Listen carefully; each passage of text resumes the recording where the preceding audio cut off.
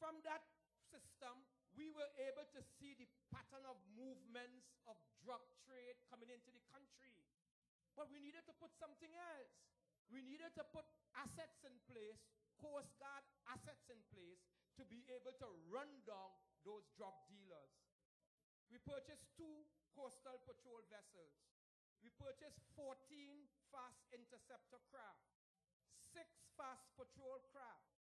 The airship, the one that they're making all kinds of noise about, the first thing they say they're going to do is to remove it because they don't understand, ladies and gentlemen, what is happening and the technology and resources needed to treat with it. 3 helicopters, 2 fixed-wing aircraft, and the final piece is the 3 offshore patrol vessels, one of which is currently undergoing sea trials in the United Kingdom and will arrive in September of this year. The other is going to come at the end of the year, and the third in 2011. So that, ladies and gentlemen, this is not what we are going to do. We have now built capacity to stem the inflow of drugs and guns coming into the country. We also require now to hire additional Coast Guard personnel to man these assets. The intention is to make sure that these vessels are at sea for a maximum period of time. The 6 fast patrol crafts will be out there for periods of up to 7 days. The OPVs will be out there for periods as much as 1 month. 2 crews per vessels to ensure, ladies and gentlemen, that we are in a position to stem the inflow of drugs and guns. So that we have done well on that. We are well on the way, ladies and gentlemen, to reduce the inflow of drugs and guns, and we anticipate that by doing so, we are going to reduce the amount of crime that are drug-related and that are gun-related in this country. The second area, ladies and gentlemen, the second area is strengthening law enforcement. And what have we done? We have embarked on the transformation of the police service to make sure that it is a modern police organization being driven by a problem-oriented police organization, intelligence-driven police organization. To do that, we needed to do the first thing. The first thing we needed to do was to make the Commissioner of Police responsible and given the authority to run his police organization. It may seem simple, ladies and gentlemen, but indispensable. There were former commissioners of police who refer to themselves as toothless bulldogs. You had a commissioner of police responsible for law enforcement, but decisions taken by the Police Service Commission. Your government took legislative measures and put it in place to make sure that the Commissioner of Police now has authority to run his police organization, to hire from an assistant commissioner all the way down to a police constable. The reason why I'm saying that, because their proposal, ladies and gentlemen, is one that, if implemented, will take us back. By attacking the Minister of National Security and saying, for example, that the first thing they will do if they get into office is to get a strong Minister of National Security. I hear Jack Warner say, you will see a Minister of National Security that this country has never seen before. They fail to understand, ladies and gentlemen, that the person who has operational responsibility for the police is the Commissioner of Police. What we need to do is to get a Commissioner of Police the likes we have never seen before. Not a Minister of National Security. The Minister of National Security has to make sure that the state provides to law enforcement the resources necessary so that law enforcement can do its job. And ladies and gentlemen, your government has made certain that all the resources law enforcement needs to fight crime, that they have been provided with it. The fact that we have not seen the benefits, we have not seen the improvement, has nothing to do with the lack of will or the lack of providing of resources to it has to do with the length of time it is taking for some of the measures to bear fruit. But we are going in the right direction. We are going in the right direction.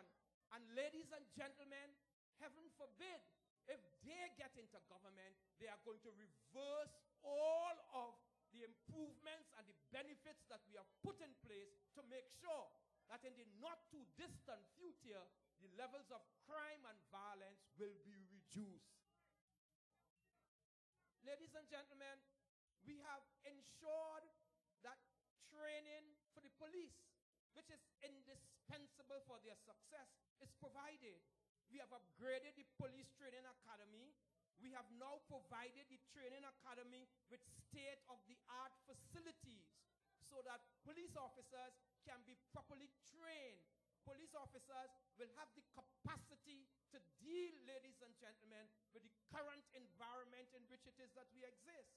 We have also, ladies and gentlemen, established the Special Anti-Crime Unit, a unit designed to use technology, state-of-the-art technology in crime fighting while the police undergoes its transformation. So that, ladies and gentlemen, to give you the impression, one, that under the PNM, we have sat back, sat on our hands, and let crime and violence escalate could nothing but be further from the truth. As you recognize that it is the region, it is the environment in which it is that we are in that has caused the levels of crime and violence to reach the heights for which it is. But we have put measures in place to make sure that the root causes of crime and violence are being tackled, ladies and gentlemen. And we give you the assurance that given these measures, given what it is that we are doing, we can expect a reduction in crime and violence in the not too distant future. So that you can expect in the 10 or 11 days, the constant attacks will continue. But I can take the attacks. I can take the attacks, ladies and gentlemen, because at the end of the day, the important thing is not Martin Joseph. It's not Martin Joseph. It is what your PNM government has done, is doing, and will continue to do to make sure that your security and safety is assured. So that over the next 11, 10 days, as they come to you, ladies and gentlemen, to ask you to vote for them and to say that crime is the number one issue, you can dismiss them. You can dismiss them and let them know that your PNM government has done so many things in so many areas that crime is not going to be the issue that is going to determine this election. But more than that, you can be comforted in the fact that your government has put measures in place to ensure that the levels of crime and violence comes to that obtains in a developed society. That is our commitment to you as part of Vision 2020. So that I appeal to you, every single one of you here tonight, listening at home, that be comforted in the fact that your PNM government understands what are the root causes of the crime and violence, the unacceptable levels of crime and violence, have put measures in place, will continue to put measures in place to ensure that your safety, your security, the safety and security of your family, your friends, etc., is in fact assured. So that, ladies and gentlemen, my appeal to you over the next 10 or 11 days is to make sure that you convince and influence as many people as you can that come Monday, the 24th of May, it is your responsibility to go to the polls and vote for the People's National Movement. Because, ladies and gentlemen, if the PNM does not form the next government,